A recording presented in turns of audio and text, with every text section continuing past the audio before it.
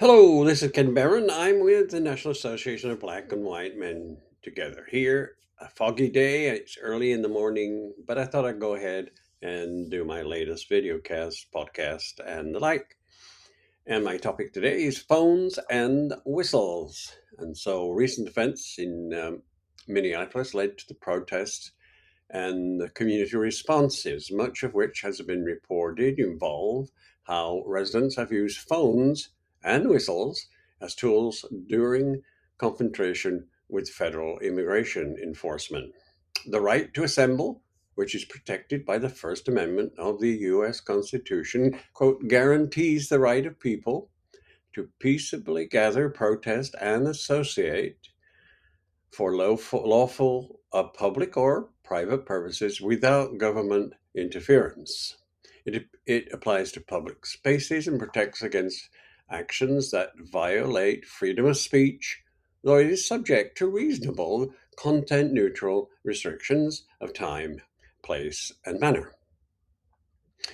In recent weeks, the streets of Minneapolis have echoed with the shrill blasts of whistles, the constant buzz of cell phones recording and communicating, and the honking of car horns, an auditory backdrop to simmering tensions around federal immigration enforcement action in the cities.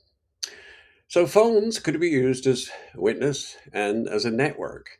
Cell phones have become indispensable tools for many Minneapolis residents mobilizing in response to heightened U.S. Immigration and Customs Enforcement ICE activity. Teams of community members actively document enforcement actions with video, sending footage in real time to local and national audiences. This real time documentation serves a dual purpose. First, it acts as evidence and oversight, ensuring that interaction between federal agents and civilians are visible beyond the immediate scene. Second, the presence of phones and cameras tends to draw larger crowds of observers, a tactic some see as a deterrent to potential misconduct. And indeed, whistles can be used as alert system. Simple, they're loud and highly portable, and have taken on an outsized symbol and practical importance in Minneapolis. Residents have adopted them as alert systems to signal approaching immigration enforcement with different patterns of whistle blasts, conveying different meanings. Short, sharp blasts indicate that federal agents are approaching or present nearby. Larger or longer, sustained whistles can signal that someone is being detained or that help is needed. These audible signals spread quickly through the neighborhood, prompting residents to come outside to observe, record, assist, or bear witness. In some cases, the blasts have summoned neighbors within minutes, creating spontaneous gatherings of observers and improvised legal observers. Also, the combination of whistles, phone alerts, and video documentation has reshaped the nature of protest and community defense.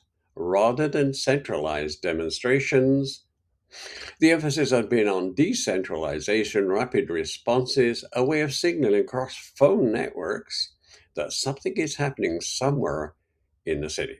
This is a choreography of civic resistance, in which sound from whistles, shouts, and horns drives movements and responses.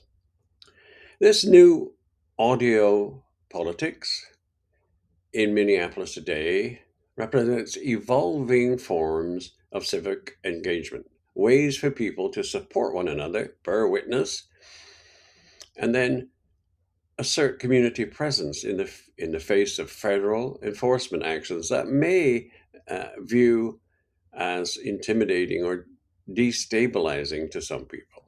Whether seen as a grassroots solidarity tactics or sources of controversy, these sound based methods have become defining features of the city's current movement.